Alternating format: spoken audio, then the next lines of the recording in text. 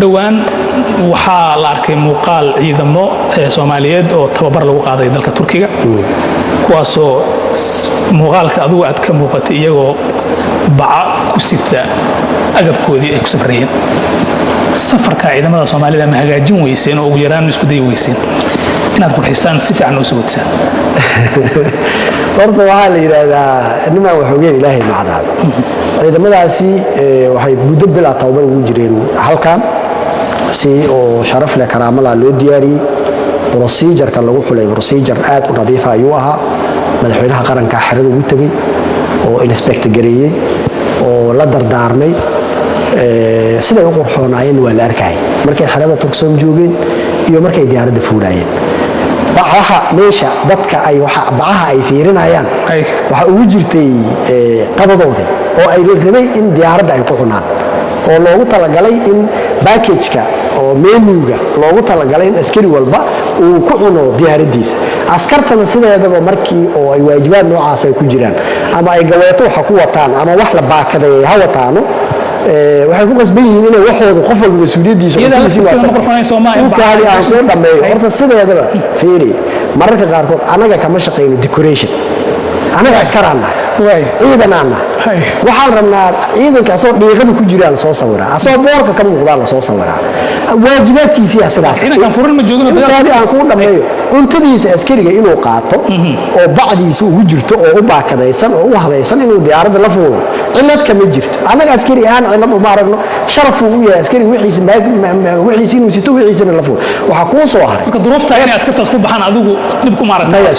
duruuf meesha kama jirin askari labisan oo qurux badan oo dareeskiisa wato in raashinkii bacda lagu shubo diyaaradda bacda lagu shubid maaha bacda waxa ku jira package bacda waxa ku jiro cunto baakadaysan oo loogu talagalay askarigaasi garaamkiisa ah ku jiro oo biyo leh oo wax la cuno leh oo macmacaan leh ku jiro therefore marka aniga ma dhihi kari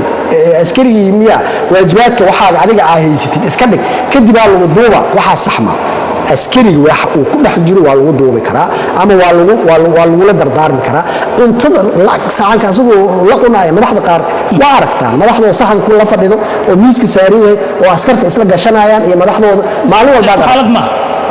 isku mid waaye askariga bacdiisa inuu qaato diyaaradda la fuulo wixiisa ilaashado markuu cuntadiisa ka cuno qashinka bacdiisa isaga shubo tuuro waa normal midda soo hartay waxa waaye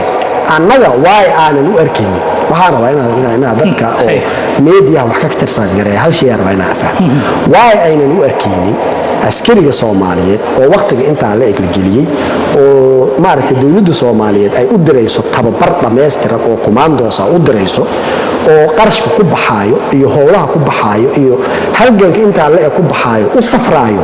naftiisa meeshaas keenay maxay uga hadli waayeen oo quruxdaasi qiimaha badan oo qulubtiisa iyo naftiisa iyo wixiisa soo hormariyay maxay uga hadli waayeen saw muuqaalkiisa soo raba u ekaado waxa la rabaa in ciidankaasi sharafka iyo wax uu ku jiro darteeda aanan xumaantiisa la sheegin oo xumaantiisa laga hadlin oo la fool xumeyn waxa beriyahan caadi noqotay oo ganacsi noqotay in ciidamada qalabka sida la magaxumeeyo wax walba laga sheego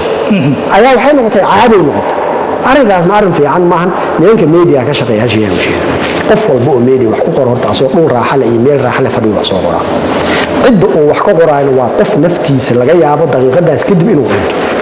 ليش ما نفسنا نسوي جام مايا دليل شو حاربة دليل صح إني نقطة مرة بقى إني نقطة دليل عجية هوستو عيدا لقوم يعني دليل إني نقطة عادي نقطة كله أفضل بقى صوماليين وميدي سوفر يسوي أن محب بالله إنه عيدا كحمانتي سكحه قارقود سيد بالعقل هو هلان أو مغالط الموجود وأيه أنت عيدا كنت يعني تلالوس يعني اسكت ضيا يعني إنه وحكي دوبان أو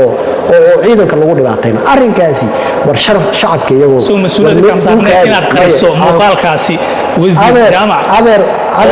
معها استراتيجية سيدنا إلى مرحبا وأنا كل شيء قال وصحنا معنا إن قريب أيضا كظروف أي كل يوم يصير أي كل يوم في عن أو أي ضلك وتقول تلايان إلا الضوء إلا باهي وحفي عنوان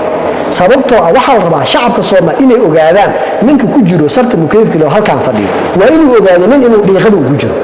meeshii ay ahayd inuu ka hambaliyeeyo oo yidhaahdo alla ilaahay qofaa dhiiqada iigu jiro oo intaanoo rafaada ii maraayo decorationkan aniga maanta ku dhex jiro qofaa sabab waa inaan amnigan ku noolaado ninaa ku dhex jiro meeshii raba in la yidhaahdo iyagaa lagu eedaynaa inay foolxun yihiin iyagaa lagu eedaynaa inayna nolol fiican ku noolaan iyagaa war ciidanku inay nolol fiican ku noolaadaan waxyaroo dowladdii ay xallin karto haddii ay ciidamada cilad ku noqoto laftirkeeda dowladdu ma waxay xalinaysaa askariga cuntadaada ha qaadanin may xalinaysaa waxaan rabaa ma waxaad rabtaani waaba kuu sheegay ciidamada xoogga dalka soomaaliya decoration kama shaqeeyaan ficilo oo kooban oo liyaqaan oo dhammaantooda duruuf ay ku shaqeeyaan war ninka askariga fiiri ninka askariga inuu inta ka baxo oo 5 kiilo oo uleesa uu qaado oo qorigiisa ku darsado oo uu inta ka lugeeyo ayuu maaragtaa haraadka ku dhex jira ma wax la qarin karaa ninkan muxuu haraad u galay maalin maxaa la qurxinaa meeshiya ninkan muxuu haraad ku jira maalin gaarigu darada ka saaran yahay booraa ku dhacay ninkan muxuu booru leeyahay wajigiisa loo dhaqi waayo manipulation garayna waxaa la rabaa shacabka Soomaaliya inay ogaadaan war wiilashiinan naftiya idin horay oo noloshoodii idinkaga go'een haddaba taagnaanina ha xubaynina haddaad ku aragtaan duruufta noocaas oo kale u hambaliyeeya oo dhiirigeliya oo dadaa noo maqan dhaha nimanka oo rabo inay ciidankiina idin foolxumeeyaan oo foolxumada intaasna idin keenaan oo naga raba anaga decoration beena ciidanka inaan ka soo duubno naga rabana u sheega meeshan decoration ma yaalo meed iyo dhaawac iyo dhimasho iyo haraad iyo boora yaalo waxa ciidamada loogu shaqeynaa intaasna ninka asoo soo xushay wajibaada waxaa laga rabaa marka dadka Soomaaliya inay appreciate gareeyaan shacabkana inay appreciate gareeyaan laga rabaa nimanka media ka shaqeeyaan mas'uuliyadda ka saaran qarankaani waxa wax u dhimaayo mararka qaarkood waxaa jirto wax runa laakiin si xun loola jeedo waa run waa dhici karta waxbaa naga khaldan karo waxbaasi naga noqon karo waxaa laga yaabaa waxaasi inay halleeyaan wax ka weyn oo ka bannaan oo bannaanka yaala inay halleeyaan oo adiga wax ku hagaajina waxaa la yidhaahdaa kalimatul xaq yuraadu biha albaatil ani haddii oo maaragtaa adoo wax xun ku dhex jiro baanta dhan oo anigana wixii xun kula samaynayo oo aan ku yidhaahdo warniyow maaragtaa si kaftana ilaahay ka baq aan ku yidhaahdo ilaahay ka baq wax fiican waa laakiin wax xun inaan kuugu diro maan ilaahay ka baq darteed waxaa la rabaa marka inaan maaragtaa waa mashruuca shabaabka oo kale waaye oo maaragta dadku ku dilaayo dadku ku dhibaataynayo xalaalna uga dhigaayo